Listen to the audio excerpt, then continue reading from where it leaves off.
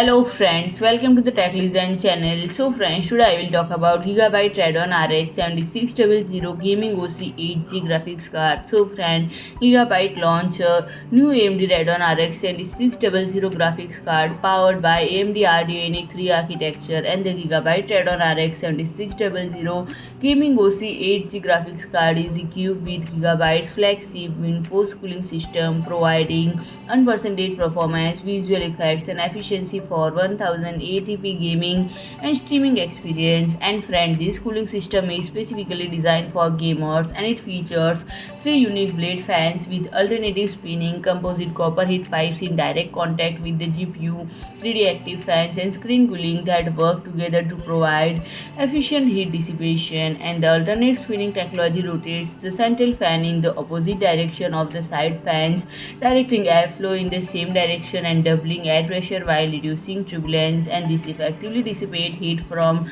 both the top and bottom of the graphics card, resulting in improved overall cooling performance. And friend, the AMD Radiance